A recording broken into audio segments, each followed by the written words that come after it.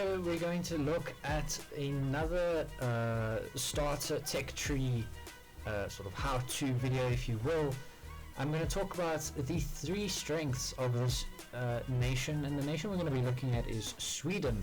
So we're going to talk about the 3 strengths of Sweden, the 3 weaknesses of Sweden, and I'm also going to mention an extra bonus fact at the end about Swedish tanks. So without further ado, let us get on into it. So as we can see here, the tech tree for the Swedish tank or Swedish ground branch is quite sparse in comparison to a lot of the other tech trees, especially of the big 3, the USA, Germany and the USSR. The Swedish tech tree, however, is not without its own I kind of want to say ability to bite back, but I don't know if that's the right phrasing of it. However, the point being, the Swedish tech tree is very underrepresented in a lot of content creators and in a lot of just general War Thunder focus. So the Swedish tech tree, you start off with the 2 tanks in the top left hand corner here, right by my mouse. So there's Stridsvagn M31 and M38 respectively. These are the 2 tanks that you start out with. If you select Sweden as your main vehicle, or you purchase the Swedish starter pack, you will acquire the Stridsvagn M39. These vehicles are all very, very powerful. They are very fast, they are very agile, and they have very, very powerful guns. There's a 37mm gun, and they are very powerful when it comes to the starting out in comparison to all the others. Your starting round is a very, very basic armor-piercing ballistic capped round, or APBC round, with a penetration value of 59mm. This will not necessarily go through a Panzer III's front plate, but it will do well for most vehicles. It doesn't spoil very well because Gaijin changed the spalling mechanic of a lot of the solid shot rounds, but you also have access to an APHE round, and the thing that makes Sweden the most powerful is a 37mm armor-piercing discarding saber round, and this is a common theme amongst many Swedish tanks. So that is the first thing that I'm going to mark off, is that the Swedish have very powerful ammunition types at a very early stage. So that's the first advantage of the Swedish reserve lineup, and just early Swedish tanks compared to everybody else. They have a very powerful ammunition type available to them very early on, and even their APHE round is very good. The second thing that is very effective, or rather that makes Sweden very effective and is a very, very good trait to have, is the mobility of the tanks. These tanks are consistently light, relatively speaking, of course. So this weighs 11.5 tons, that weighs 15 tons, that weighs 10 tons, that weighs 9.4, this is 8 tons. That is probably the heaviest tank in the rank 1 Swedish lineup, which is the T28, and that weighs 25.4 tons. However, even with the fact that these tanks are light, that is not their only redeeming factor, because the engines are also very, very good. So it's 150 horsepower at 300 RPM, which gives you a top speed of 42 kph.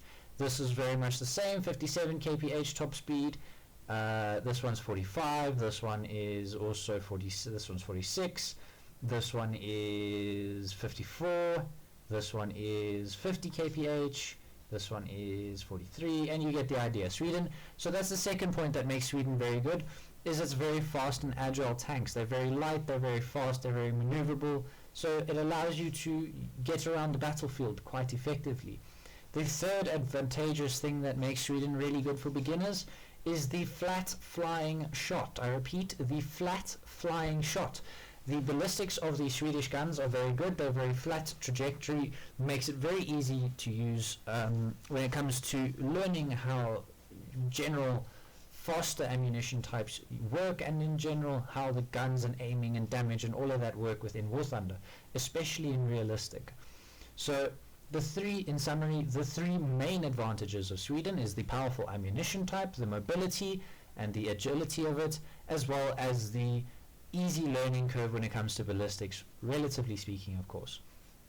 Now, the three downsides to Sweden, unfortunately, as with everything, there are downsides. So Sweden's downside predominantly orientates itself around the fact that these tanks are very, very lightly armored. And this is, I suppose, part of the reason why they're so agile, so this kind of goes hand in hand, the pros and cons, if you will.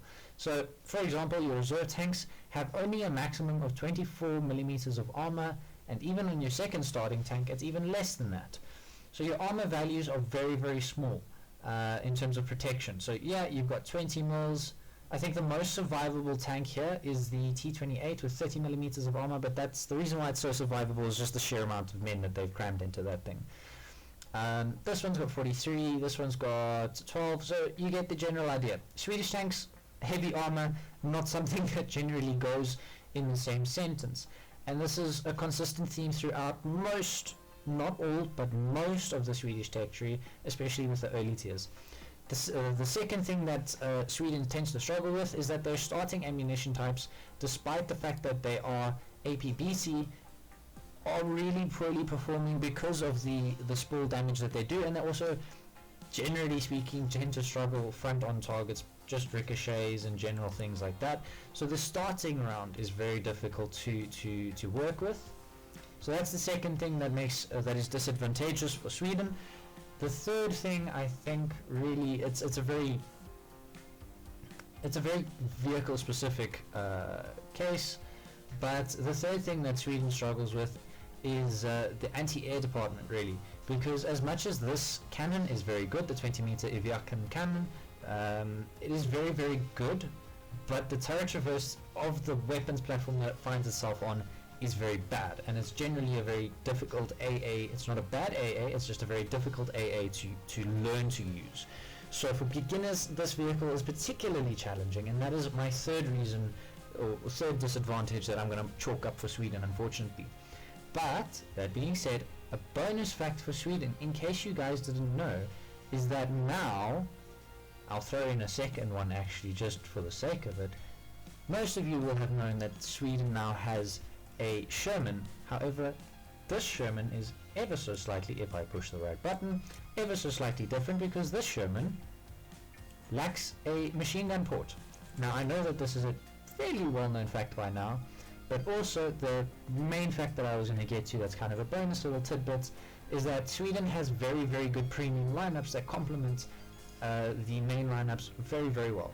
So if you have a little bit of money lying around and you'd like to buy something within Sweden, at least within the ground tech tree, you've got a plethora of very, very user-friendly, very, very easy to use, and very potent vehicles.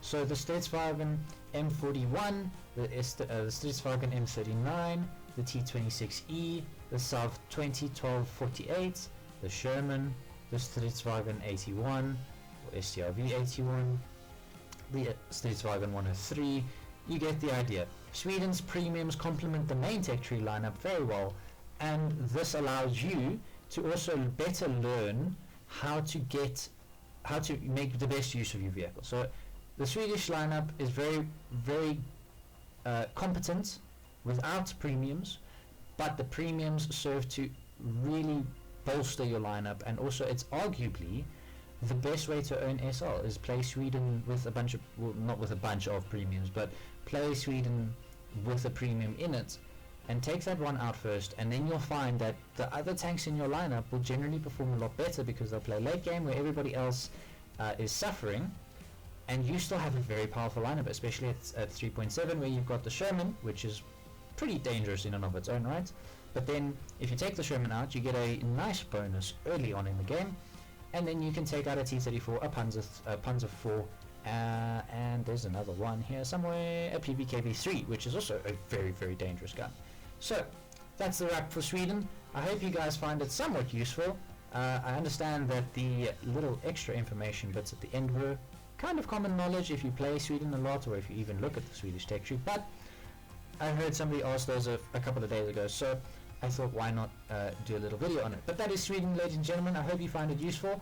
Please do like and subscribe if you did, and share if you think somebody should play Sweden, because pain train, guys.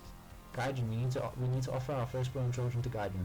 But anyway, guys, that's it for now. Thank you so much for watching, and I will see you in the next one. Bye for now.